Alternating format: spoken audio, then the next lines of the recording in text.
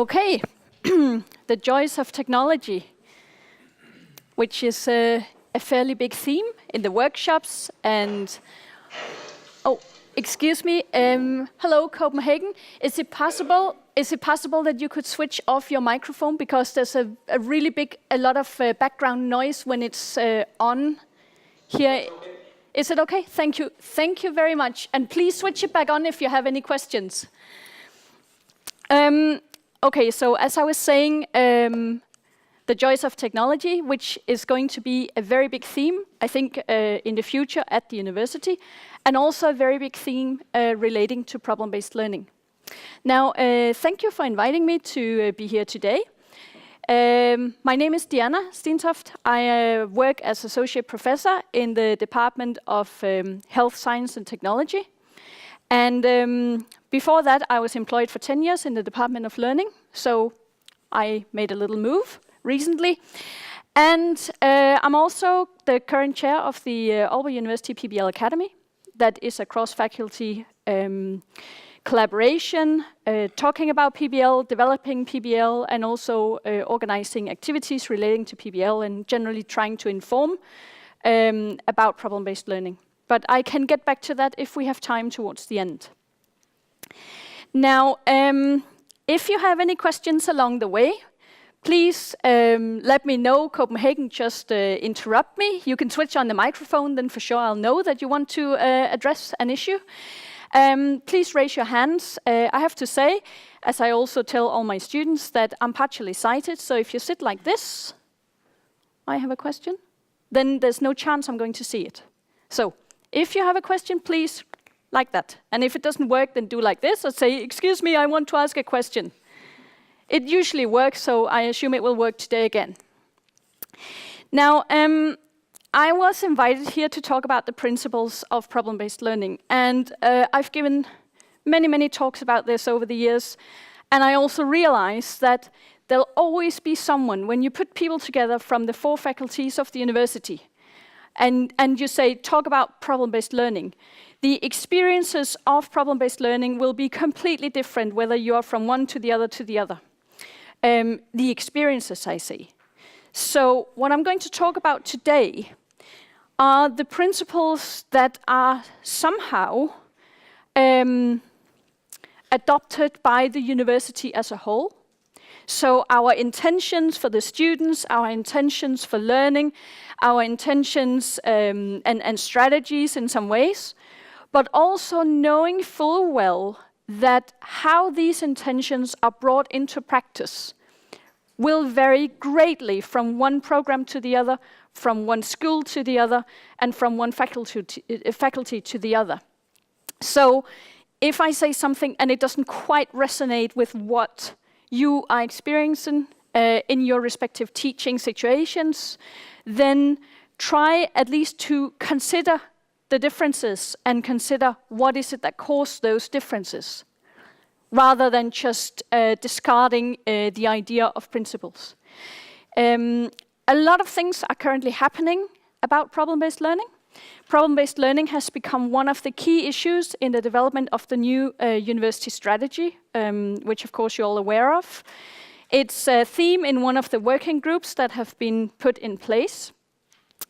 And it's also actually has at least 1 or 2 points in the new development contract between the university and the ministry. So that, coupled with the increased focus on teaching qualifications, on developing competency among teachers in universities, which is a general trend in Denmark at the moment, means that I think we can expect a much greater focus on these areas in the years to come. And from my position, working with PBL on an everyday basis, of course, I hope this, but I think generally speaking, it is something to be aware of and also to be addressed in the portfolio work and so on, because it features quite high on the agendas around the university. So if we start off by some reflections. Now, I made a mess of this, and I made that mess just before I left, so I didn't have a chance to tidy it up. That's down to my lack of competencies in PowerPoint. But if we try to just take a brief moment and consider which are the principles that are actually associated. So just 30 seconds, you decide if you want to discuss or not, but just 30 seconds to think, what do I think of problem-based learning? Which are the key principles in this way of thinking about students? Just 30 seconds.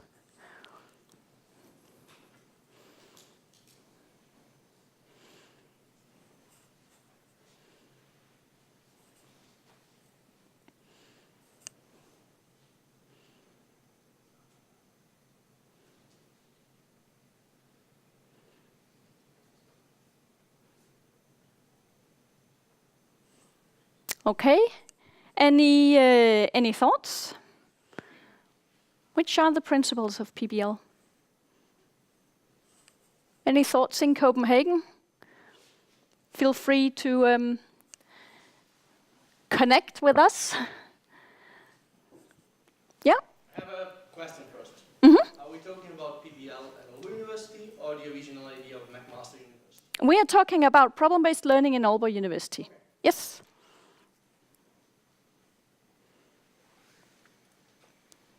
Yes? The presence of a problem, that is not just a matter of having an interest, but also identifying a problem. Mm-hmm. Finding a problem, yeah? Great. Other, yeah? During the working with the problem, this would also be a phase of frustration, I think, where you don't have the answer presented, but you work with the problem and realize the answer yourself instead of having it presented Yeah. to begin with. Mm-hmm. I would say that this is an intuitive way of learning. Yeah. So one discovers the motivation and then try to find a solution for solving the problem. Yeah. Copenhagen, any inputs from you? And if you do have, please remember to put on the microphone again, because otherwise we'll be left in the... Yeah, no further questions right now. No further questions. Okay. Now, I agree with the three things that were put forward. Here first a little slide that says something about why is it we do PBL. Now, a whole lecture could be given on why we do PBL. I'm not going to do that today, but I think this illustration kind of says it all.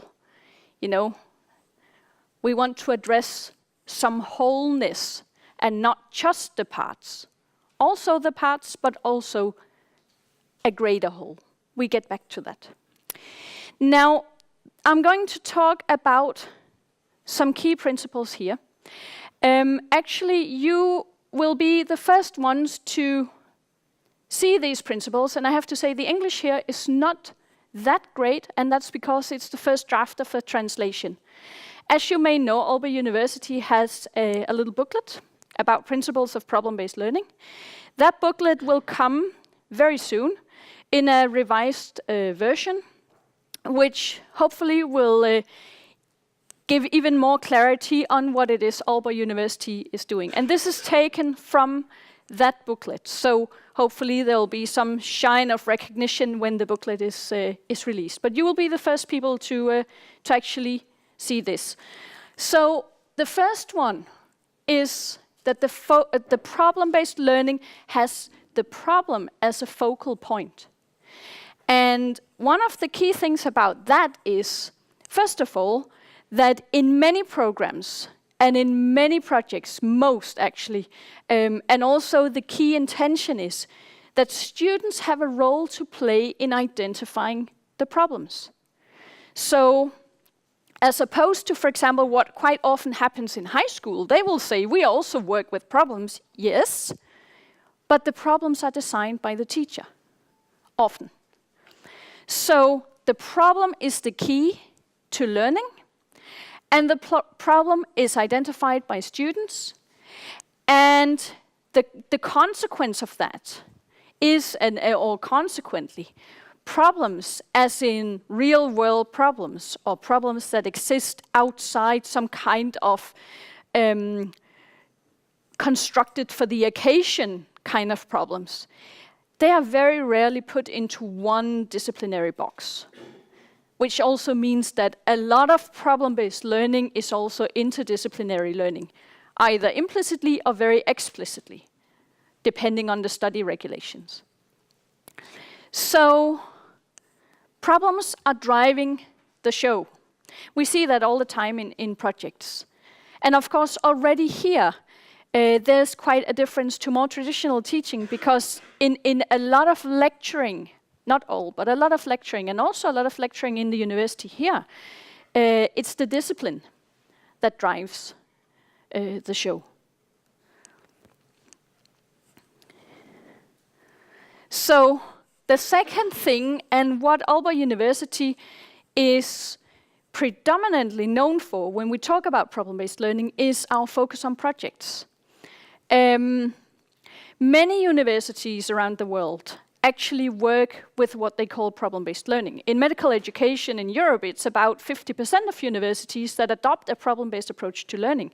However, that approach is quite often associated with working with cases, which means that the teacher has some say, because the teachers are the ones designing the cases, the ones finding triggers that will make students think that here is a problem.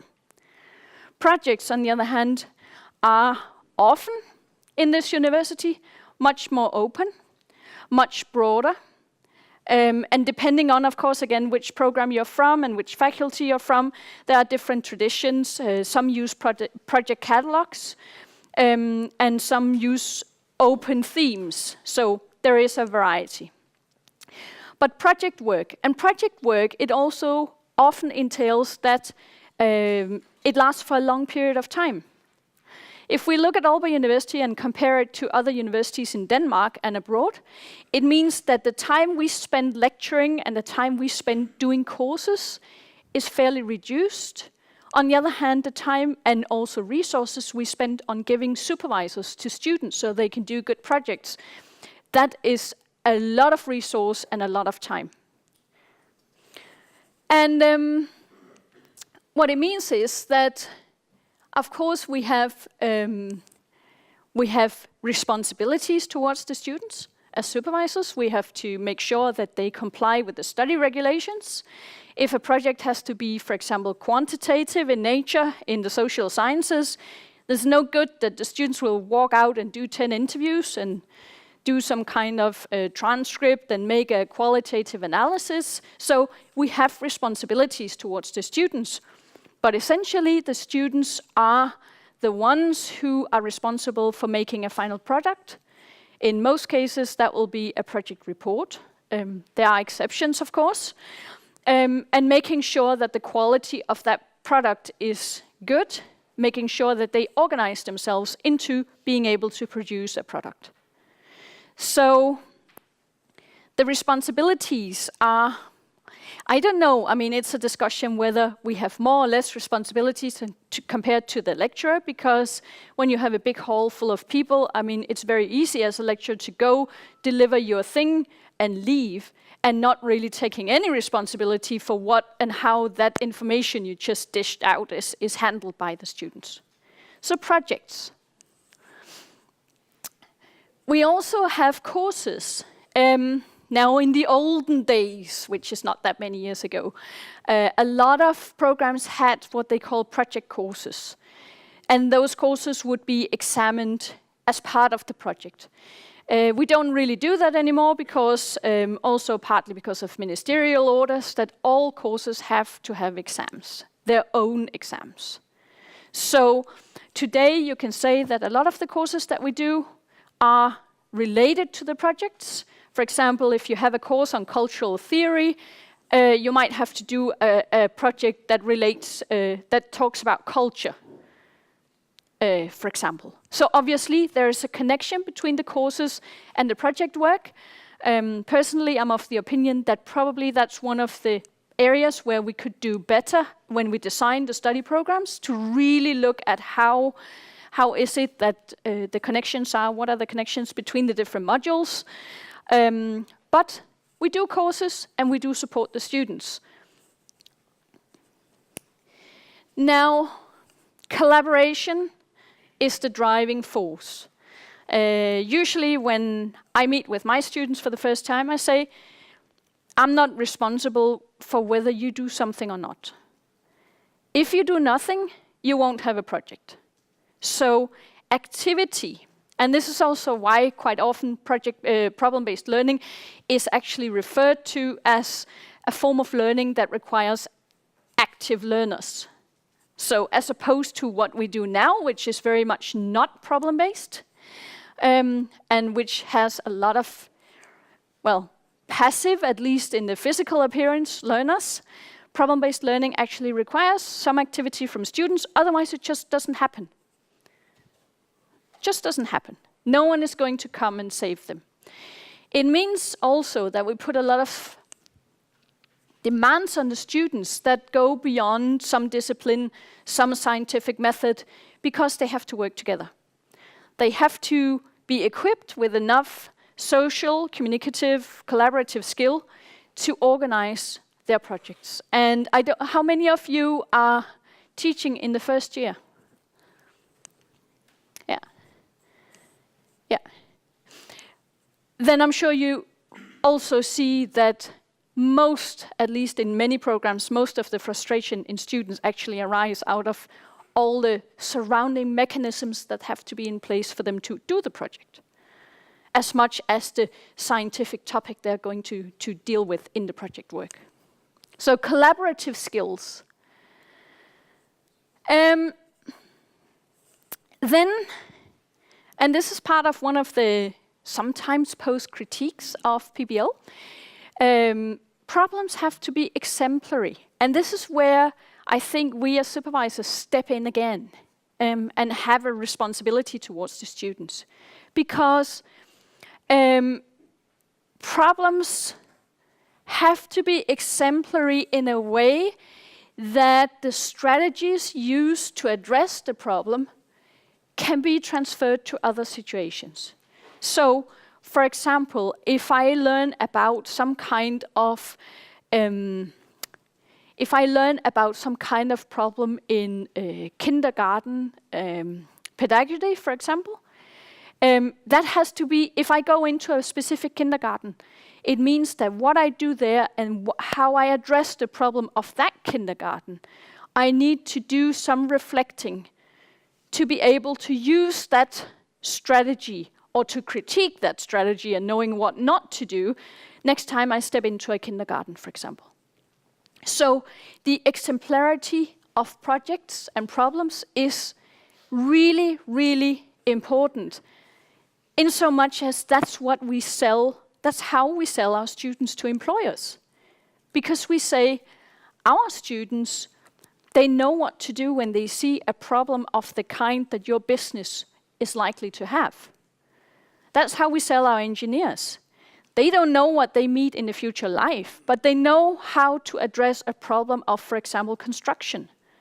Because we've taught them and showed them and helped them to develop the competencies to know how to handle problem scenarios.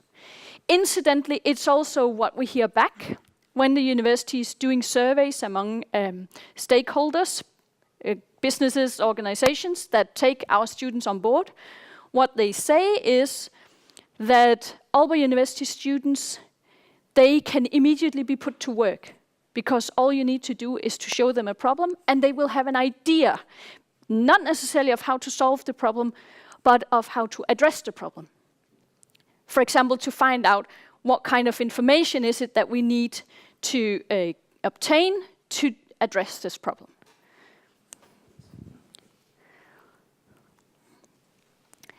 And this, I think, is a cause of great discussion and a great deal of frustration, especially among teachers who are fairly new to accepting a great teaching load, like assistant professors, like people coming from other universities and so on.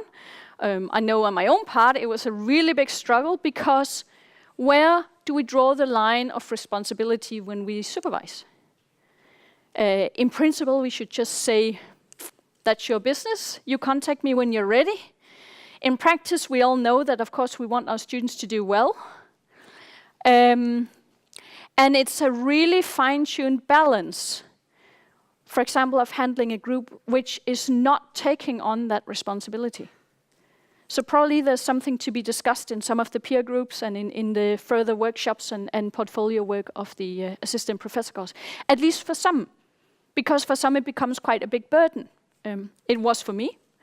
I can say before I sort of learned that meeting the frustration, as one of you said, is also part of the learning process for students. So when a group doesn't take responsibility, that kind of frustration is probably, or is, what leads to them taking responsibility the next time.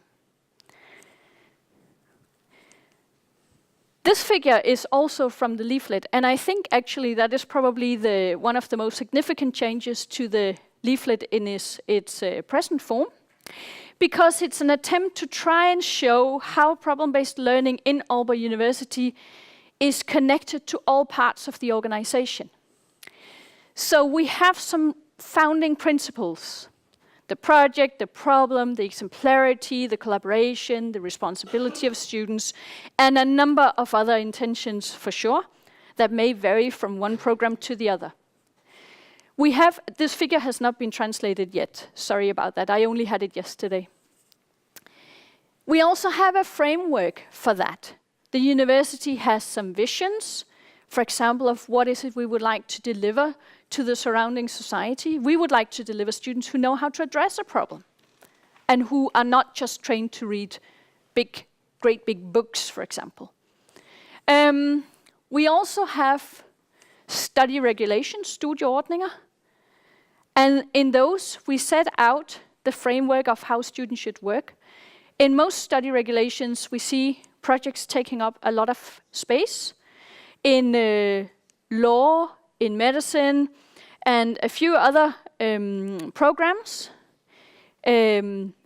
those projects have to some extent been replaced by cases, sometimes because of external regulations and pressure that there are things we need to cover and so on. But the study regulations largely will say, how is it we're going to bring those principles and those visions into practice. We also have evaluations, both of programs but also of students.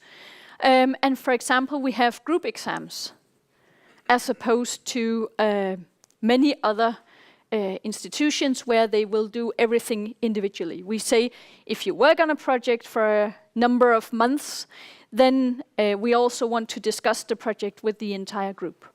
I'm sure that that will be something to return to as well. How to handle group exams is not necessarily an easy task when you have 8 students to keep track of.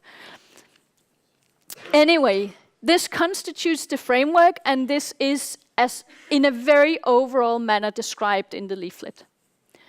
We have a practice, we have students, staff, and external partners. So some people who are together constructing the practice of problem-based learning. And then finally, we have a lot of support for problem-based learning. We have rooms and equipment. Most schools and most departments organize themselves in a way that will allow students to meet and work together, one way or the other.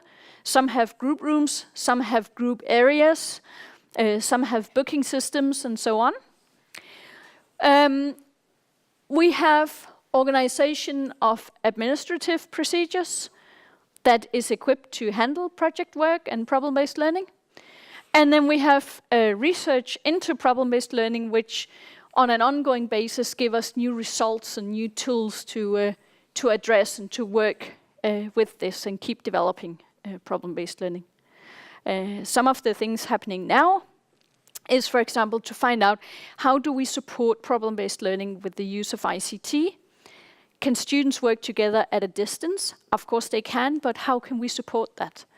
I think the next step up from that, which is also reflected in the workshops for the adjunct pedagogicum, is of course to equip all staff to be able to support this. What do you do if you have a group that never meets, but they have a fantastic work online? How do you become the supervisor of that group, for example? So this is like a very, very general overview of the principles that are broadly adopted in Aalborg University. And Any questions before we move on? I don't have a terrible lot of time, actually. It's 11:45. That's okay. It's 20 to 12. We have a lot of time. Any questions? Any comments? Any thoughts at this stage? Copenhagen, feel free to comment as well.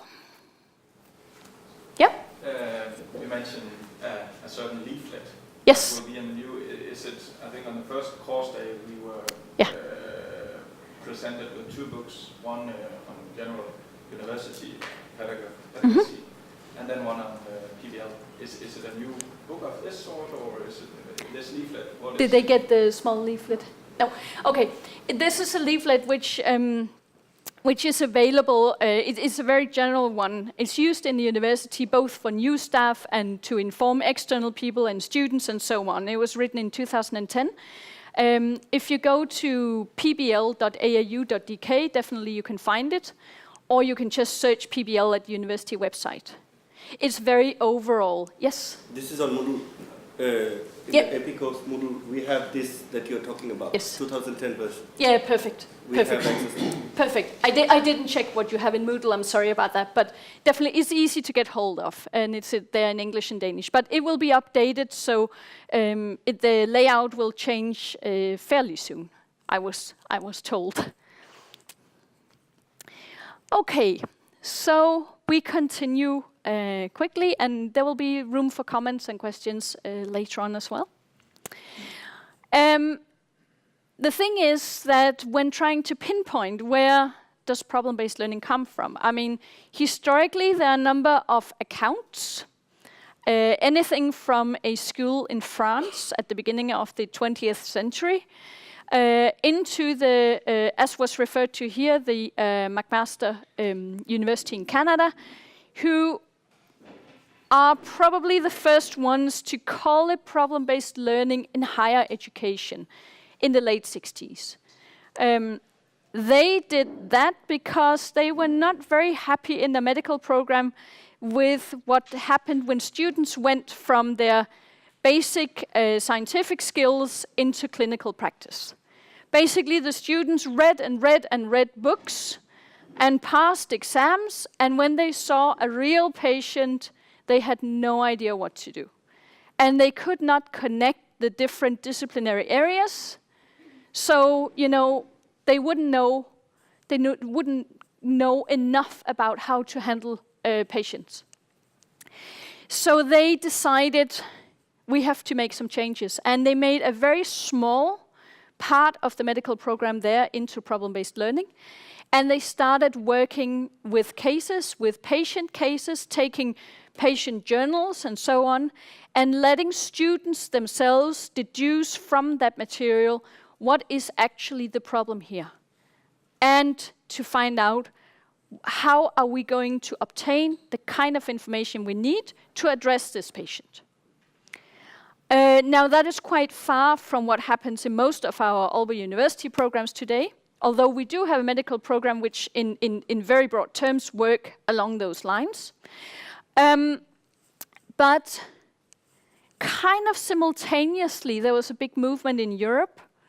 There was a big reform of education. In Denmark, many more students had to go to university as part of the kind of affluent 60s, and generally it was an aim to make university education available to more students. And as a consequence, Roskilde University was established in 1972, Aalborg University in 1974. And here in Aalborg, the university was established as a merger of existing institutions. There was already an engineering college. There was a business language or business college and so on, and they were merged into what was called Aalborg University Center. There was also a very, very strong desire in this part of Denmark from surrounding society. Could we please not make a university with really high walls where we won't see the students till after 5 years when they graduate? So a university that had a form, a way of working that would enable collaboration during the time that the students were at university. And a lot of other historical factors, which all together led to an adoption of a project-based and problem-based model. So that's kind of how Aalborg University became a university of PBL. The interesting thing is that as opposed to most universities today working with problem-based learning, we have never been through a transition phase. Most universities, they start off in a traditional way, and then eventually they decide that they need to make some changes. That happened recently in Twente University. They decided to change everything, not everything, but change all their undergraduate programs into problem-based learning and projects. But we have never had that transition.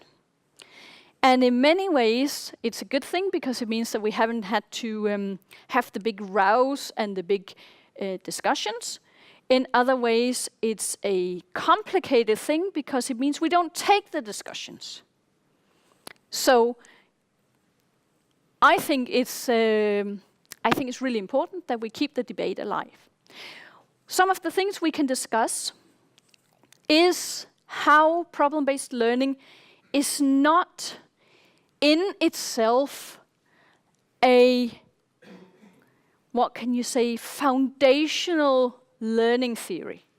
It's actually possible to look at problem-based learning and to discuss problem-based learning and to add to problem-based learning through a number of theoretical perspectives on learning.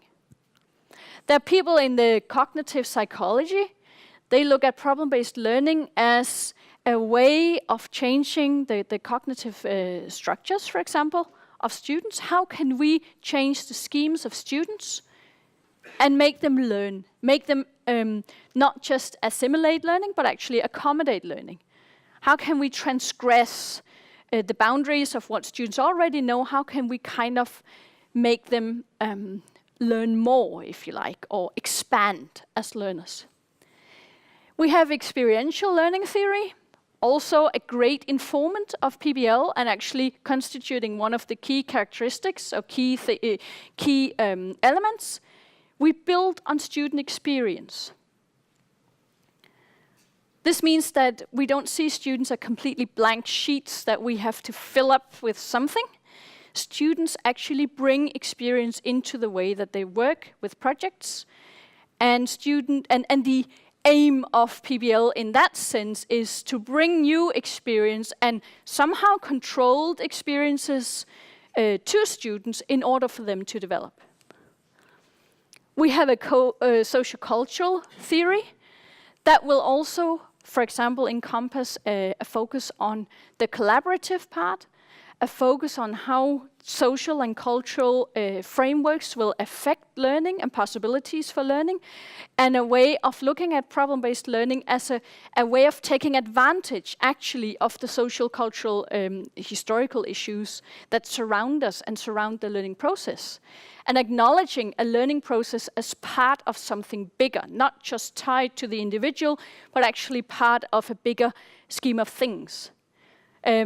If we have all the principles for PBL in Aalborg University, that will result in something for our students.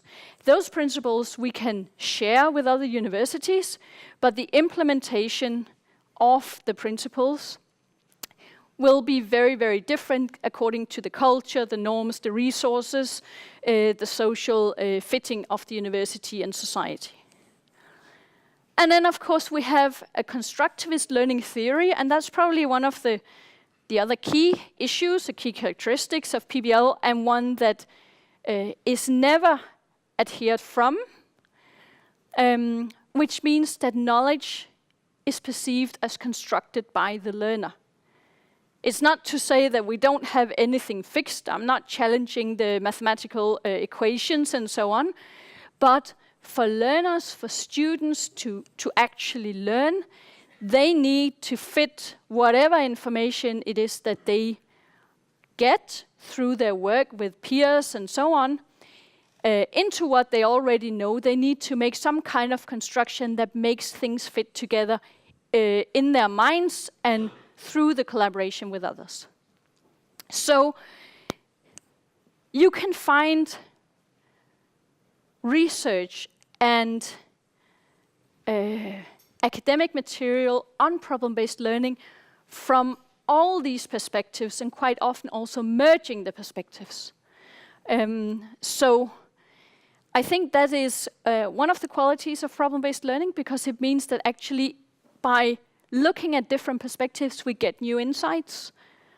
It's also one of the real struggles, because we can't just discard of ideas that we are not fully agreeing with. We all the time have to acknowledge that there are issues, for example, of the cognitive psychology, which is really informative, for example, of PBL. Yeah? So, I think I said this already. It leads to some principles of learning. I'd like to get, actually this I also said. You get the PowerPoints afterwards. You can have a look if you want to repeat. Yes. So one of the key questions when working with problem-based learning, one of the challenges to us as teachers, as supervisors, is actually how is it we can integrate prior knowledge, prior experiences of students when we work, when we supervise, into the situation, into the problem that students work with now. We quite often, at least I do, I hope you're smarter than me in that respect, assume that students should be able to do that by themselves. But I also think that students actually sometimes are a little bit insecure or a little bit uncertain of whether what they already know is at a sufficient level, is relevant, and so on. So to actually bring into the supervision process something about what are the experiences already there in the group? Does anyone know anything about biochemistry already? Or do we all start from scratch? Anyone have any particularly good or bad experiences from previous groups that we can bring on to this work? Anyone knowing anything about the methodological aspect? Have you seen a laboratory before? Or do we start without any hands-on knowledge? All these things can be quite valuable information for a supervisor in order to help the students connect their problem that they have now with all the things that they already know. I'm just reading exam papers now from first-year students. And one of the things they have to write a learning portfolio. So it's not just in the assistant professor course, it's actually also in first-year students. One of the things that they write that they really benefit from is actually when theory and practice meet, and when they're helped to see connections of how what they read in the book and discussed in their group has some practical applicability. Now, these are quite natural science-oriented students, but I mean, the same thing goes. We read about how to conduct an interview, or we read about this cultural perspective, but how do we bring it into practice to get new understandings? That is one of the key things for a supervisor to consider. Now I made even more of a mess, but here's another thing to consider, and I think I'll just do this, but it's question 2. How and in which situations are you involved with problem-based learning and supervision? You don't have to answer that, but it's a question to consider, because supervision that gives itself, but are there any other areas where you can see that actually PBL becomes a significant part of the teaching process? Or should it be? That's another question.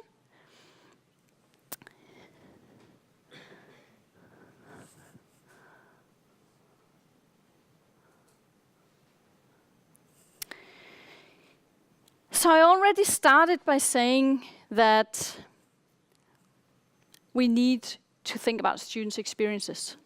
But PBL actually has, generally speaking, some quite significant consequences for all of us as teachers, also for the students. If I start out by the students, one of the key things that I also see in these first year documents is that students really find it hard to come from high school and be confronted with problem-based learning. They think it's difficult to be responsible for their own learning. Many of them, to begin with, it gets better for most of them, but to begin with, they absolutely hate the fact that a teacher is not telling them which pages to read in that book to get through exam. And as the first semester moves on, most of them actually end up saying, but hey, by having to locate information myself, I develop another kind of competency. So the students, most of them generally turn quite positive, but they do struggle. They do struggle at the beginning, and they are very, very insecure as to whether they work in the right way if they go deep enough into the scientific material. For us, it means we have to acknowledge what they come with. Sometimes it's very obvious what students bring with them. Sometimes we have to dig deep. But as it is a building onto their experience, we have to be somehow aware of that. We have to be aware of the responsibility. We also have to be aware of the crossing of disciplinary boundaries, according to the problem. As a consequence of this, actually, most of us will meet in the time as supervisors projects where it starts out really nicely and think, oh, this is going to be great, it's going to be a lot of fun because this I know about. And then the students decide to take another path. And all of a sudden we're confronted with new disciplinary areas that actually we don't have that much knowledge about. A lot of research and opinion, I might say, exist about whether it's desirable for students to have expert supervisors or whether it's actually desirable for students to have supervisors who are not experts. They should be knowledgeable about the field, of course, but who are not really experts. Two brief examples of that. I have a colleague, and one of his questions to me when discussing this was if I could observe two different supervision situations. One group where he was definitely not the expert, and one group that had chosen to write about exactly the topic of his PhD, which he had finished a year before or something like that. So where he was really the super expert. And he was curious because he was worried that he would actually take over in the project where students, where he was the expert. And as it turned out, and as I observed, it's what happened. Fortunately, there were some quite strong students in the group where he was an expert, so they did challenge him. But there was a tendency for him to give them the answers, to hand out the papers that they were supposed to read, to get a full picture, to really be quite directive in how he thought they should handle the problem, how to address the problem. In the other group, on the other hand, because he was not the expert, what he could do was he could guide the students. It meant that when they had very specific questions, he would quite often have to say to them, look, I don't know the answer to this question, but I'll quite happily go home and see what I can find out, and we discuss it next time, or I send you an email. But it did become a much more open and consultative process in the group where he was not the expert. So I'm not advocating one or the other as such, but I am saying that on the one hand, it's hugely uncomfortable to be confronted with disciplines or with perspectives or methods that we are not, as supervisors, fully involved with, because it's not a good feeling to have to go and supervise students and you're not actually quite sure where this is going.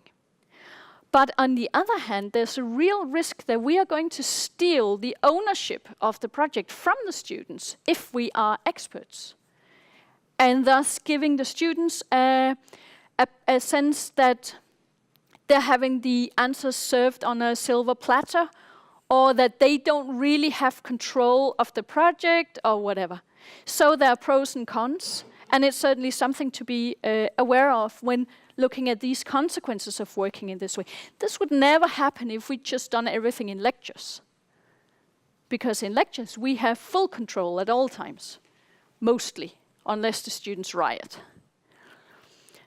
We also intertwine theory and practice. That happens a lot. It happens a lot when students go and work with businesses and companies. It also happens when students are being innovative, when they write some kind of creative idea that they have. Many students here wish to develop products. Students take out patents and so on. So it's certainly some key characteristic and also a consequence of the way we work. Now, I only want to really go into the top one here because the rest we talked about. But the top one here is a focus on process rather than product. And this is, I think, one thing that supervisors generally has an obligation to be aware of. Because the product is what is going to give, yes, in a minute. The product is what is going to give students a good exam. You do a good product, you have a good chance of getting a nice grade. But did they learn something? We know that students are highly motivated by exams. If they think they need to learn something just to be able to repeat it at the exam and get a good grade, they probably will. But did they learn something that, for example, means that their work is exemplary and can be used again? That is what is part of the process, and where we as supervisors have a role to play to at least ensure some kind of balance. And you had a comment? Yeah. Exactly related to that. Some parts of the process cannot be seen from the end result, from the project report and the exam. So some part of the process will take time away from the things that they're being evaluated based on. Could you comment on this conflict? Yes, I would love to comment on that conflict, actually. I completely agree. I very much agree that with the requirement of assessment in some ways, we have limited possibilities to assess what happens during the process. And I'm sure that most have already experienced that when we see students, sometimes we think, if we were allowed to grade the process, they would get a completely different grade because they moved so much during the semester. I also think that one of the key problems here is actually that in most studieordninger, most study regulations, we have not taken into account how students are going to develop as learners, as something that should also be assessed. We do it in the first semester. In many programs, we offer them courses on PBL, they write learning portfolios and so on, but we don't take into account all these things later on. And I know some programs do, so apologies to those who actually do this already. I know that there is going to be a lot of focus on this in the years to come because the university as a whole, but also stakeholders outside the university, begin to require from us that we can document this. So my guess is, and my hope is, that as study regulations are revised and changed and so on, that we will get a chance to include the process to a greater extent or in different ways as part of the examination. Simply because it's actually the process that means that students take something away from the project. to a large extent. And everybody who's been project supervisors will know this in some ways.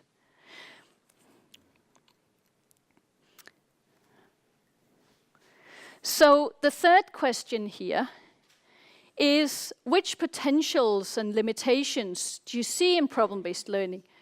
Or have you encountered in problem-based learning? And we don't have a lot of time. We just keep it in mind for the last 5 minutes for discussion. But I think this is one of the key questions also to raise to yourselves and in your peer groups and with your supervisors when you move on in this course. And I say this because Aalborg University has decided on problem-based learning. Now, personally, I fully agree with that decision, but I think that decision should not mean that we think problem-based learning will solve everything, because it doesn't solve everything. We may provide students with different possibilities. I think we educate different kinds of students than they do in Copenhagen and Aarhus and many other parts of the world. But I'm also quite convinced that it means we reduce in something else. It's not just that if we do PBL, then we give them everything, but the other universities, they only give them something. It doesn't quite work like that. We would like to think so, but it doesn't really work like that, if we have to be honest.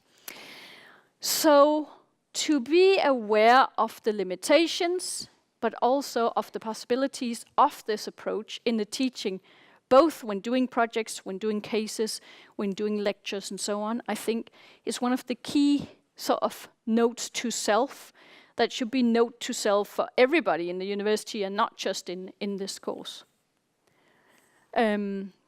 So please bring that with you. It's also what will enable you to keep the development of PBL in your practice as such. Oh.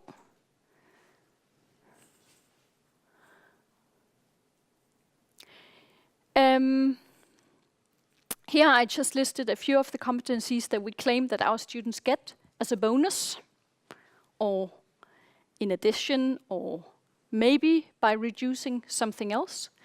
What the survey of stakeholders has told us is that maybe our students don't read within a narrow field quite as many theories as students in traditional universities do. Which of course is because our courses are maybe 10 weeks, whereas in other parts it's maybe 16 weeks. So obviously they don't. Looking at research from other universities, for example, Maastricht University, which is a PBL university, what we can see, they make comparisons between their students and other students in Holland. And generally speaking, the students perform quite evenly.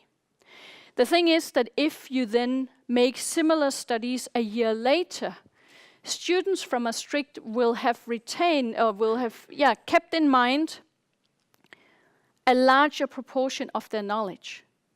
So it's not so much the volume of knowledge that you can squeeze into a student's head, but also, will you remember this for the future?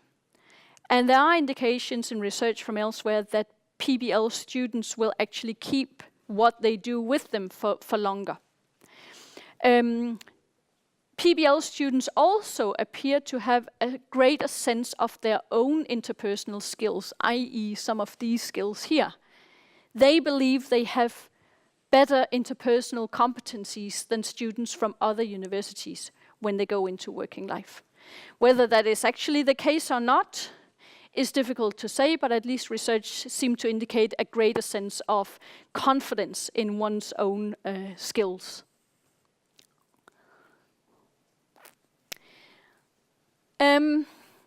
I mentioned it, PBL comes in many shapes and sizes.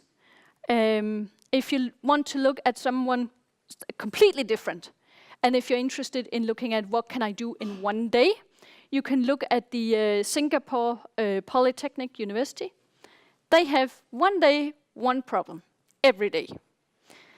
And they also declare that as problem-based learning. I just want to bring out one final thing here, which is here. Just to say that we do have challenges. We have the challenges of students moving into thinking PBL. We have the transfer challenge for students to bring kind of ideas and thoughts of learning into the project work and connect these ideas. That's the experience part. And then, and this is also something that is very evident with many teachers in this university, we all face like a double situation here. Because on the one hand, half of our teaching time, we're not allowed to give the answer to anyone at any cost. Do not give the students an answer. You are the supervisor, you are the guide, and so on. And the other half of the time, we teach 200 students or whatever, and we're supposed to give the answer. So there is actually also some kind of complication in handling our own conflicts of different teaching strategies,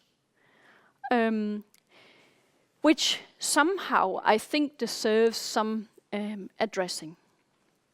Now the final question here, and the final question that I pose now is, which are the unresolved issues relating to PBL? I'm sure we cannot address all of them, but now I don't have any more things to say. If anyone have any questions, comments, please feel free.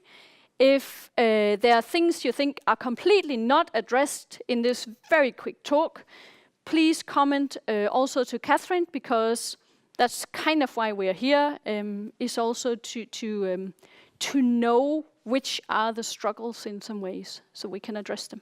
Yeah. Comments, questions, ideas? Yeah. Yeah, I have a question. Is it for certain that PBL is the most appropriate learning style for all of our students?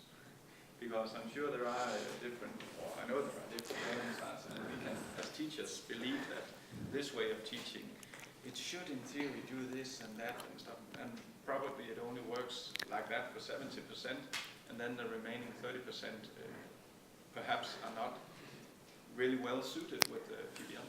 Isn't that I completely agree.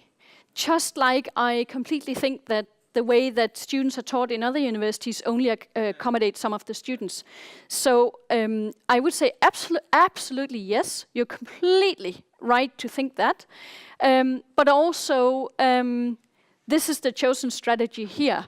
And I know, for example, that the study counselors and the study guide and all these sort of introductory things to university, they make a lot of effort to make sure that students who apply to Aalborg University, they know about this before they come here and they have a chance to think, I don't want all this group work.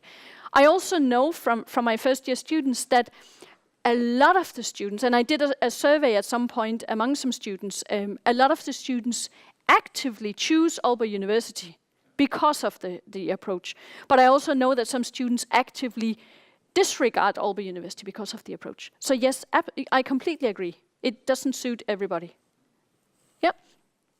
Other comments? You had a comment? Yeah? Yeah, we're comparing some results Mm-hmm. to the students after 1 year or after 2 years. Uh-huh. And you mentioned comparison of Aalborg University with other universities in Denmark and master universities not in Aalborg. Mm-hmm. As a scientist, I usually compare with the best performing method. And isn't it the best performing method in universities like Harvard, Princeton, MIT? So how do we compare compared to them? Yeah, I can only say what research I know and that has been made, and the research that you are looking for has not been made. I do know, however, that in Holland what they did was also looking at the medical schools and how they ranked, and trying to rank the performance of the students there. And Maastricht students came out quite well of those comparisons. So you know, yes, of course, and if we had the possibility, I'm sure we would like to compare. There are, however, other issues and reasons why we would not want to compare to, for example, Harvard, which is the, for example, cultural issues. That would mean that the way you study there and the way you study here would be completely different. So it's not always possible to compare pears and apples, for example. But you're absolutely right. You're absolutely right. Catherine? If I may just add a comment here. I know of research conducted in particular in science and engineering departments, and one of the big struggles is often to retain students after the first year when they come to university, because to many students, university life is a huge revelation once they have started. And